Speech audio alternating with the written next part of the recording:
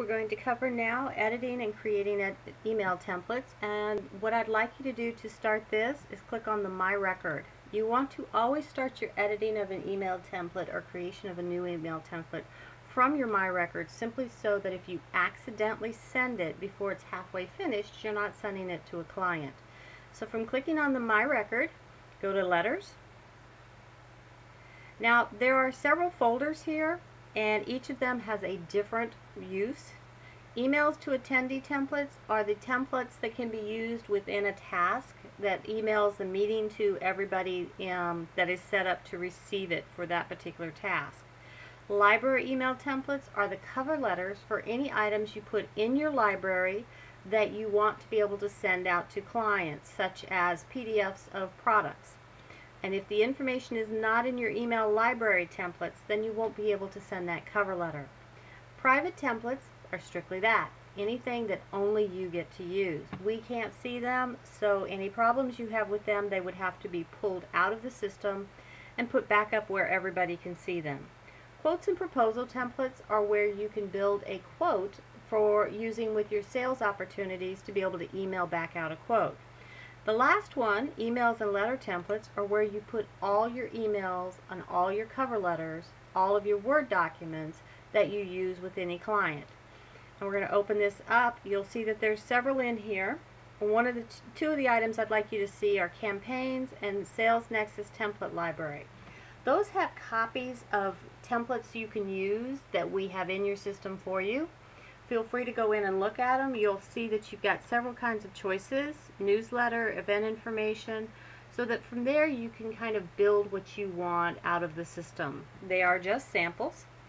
Now let's pretend that we're going to create a brand new template. So I'm going to make sure my cursor is on email and letter templates. That's the folder I want it to go to. I'm going to click on Add a Template. This is going to pop up my blank template letter. I need to give it a name, and this name can be used as a subject line, so I want to make sure it makes sense to me. One of the things I don't want to do is put symbols in it that can be considered part of HTML language. That would be, you want to avoid these kind of symbols. So knowing that those should not be in there, let's give it a title.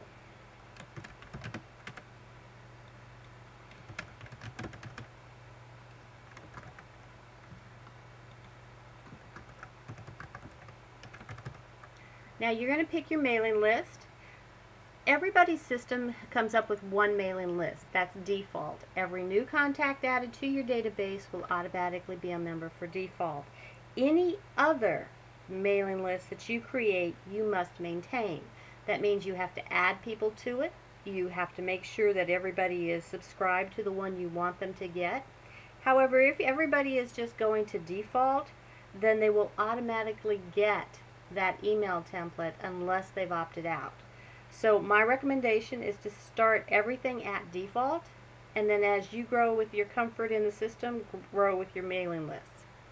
If I want to keep it a Word document, I simply start typing. If I want to make it an email, I check the Enable Email Send form. This puts in the to, the from, and the subject line coding.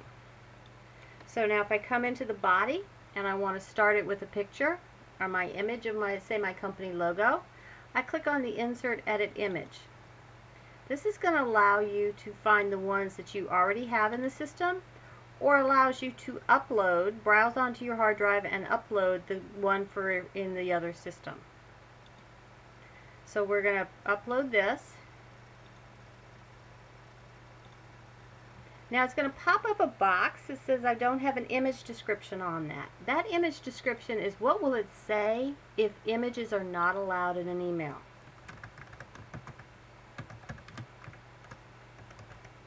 So I just simply put an image description in and it will insert that for me. I can center it. Then I can come down here and I can start typing. Now after I've put in my dear, say I want to make this personalized. I want somebody's first name. I come over and make sure contact field is checked. Come over here and hit F. That takes me down because fields are in alphabetical. That's the area to scroll. Click on first name.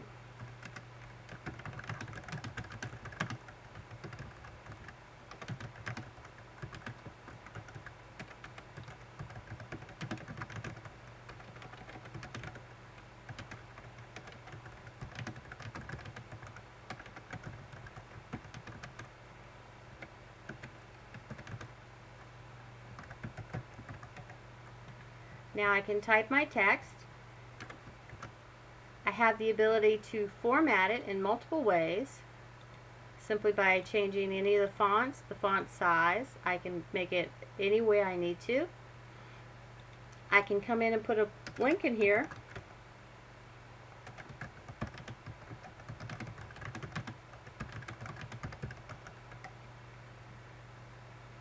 And by highlighting that, I can come in and put in a link.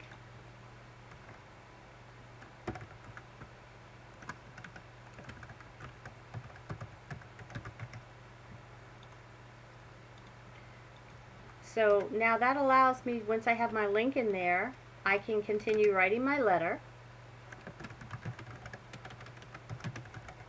And let's say I want to sign my letter from me. All I have to do to pull my information from my contact record or anyone else who's going to use this in my database is click on the My Record field. Then I can come up, click on Contact. I'm going to insert the contact name. Put a return in there. Let's put in the company name. Now let's put in my email address. And let's put in our website. Now once I have that in there, I'm going to highlight them all and I'm going to change them into a nice address block for a signature. I can then come back up here, make it bolder and maybe a size bigger. Now I'm ready to save my email template. Now I want you to notice the name of this is Time to Upgrade. I'm going to hit Save and I'm going to hit Close. Now let's say a week from now you can't remember everything you called it, but you remember it had the word time in it. By putting the search block and hitting time, it's going to find me all of them that had that information in it. So now let's go about using our email template. To do that, we need to do a lookup of contacts. So we're going to come onto our lookup. Let's do a lookup of last name.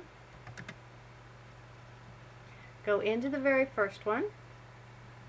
Go to the Letters tab, do a search for that one particular email, and I'm going to double click on it. Now, to send this out, all I have to do is change it to Current Lookup, and I'm going to put in the subject line.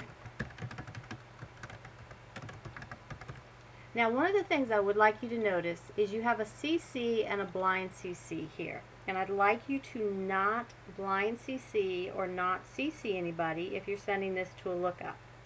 Most email systems will send one email out to 200 people.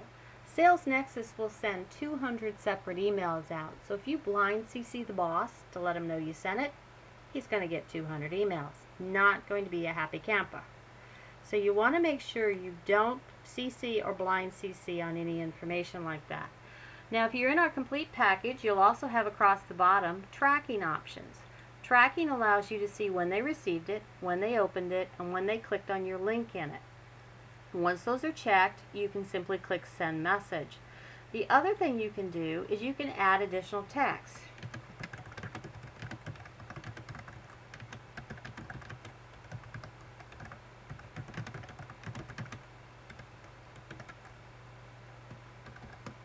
Now by adding the text, you'll see my send message went away. If I want to be able to send this to a lookup with change text, I have to save my message. Now I can send it out. Now let's pretend we sent this because my email addresses are not all valid in my training database, and I want to show you what the tracking does. And to do that, we need to open up the SalesNexus database. I have an email here that was sent out, and it was only sent to SalesNexus employees, so I can show you the email addresses. To get to it, I went to Reports, Campaigns, and picked it from the list. This email went out to 10 people. It was uniquely opened by all 10, and it was opened a total of 22 times. That tells me that someone is more interested in our product than anybody else. That someone was Cheryl Curtis. She opened it 7 times and clicked on the link sent it twice. So if I'm looking at who I need to contact first to see about closing the sale, that would be the first point of contact.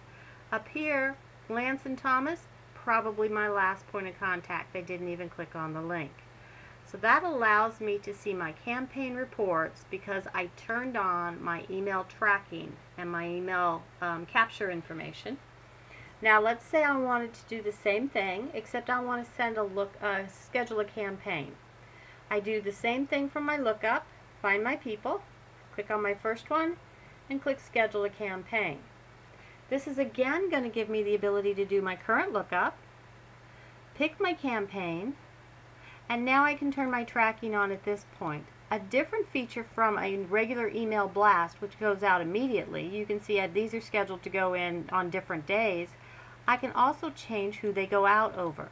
So it doesn't have to be my name they go out over. This is specifically important if you're sending out emails for someone else. You want to set them up as even one-page campaigns so that you can change the name they go out over. So that'll get your emails to go out on a regular basis, and we're going to cover campaigns in another class. Thank you.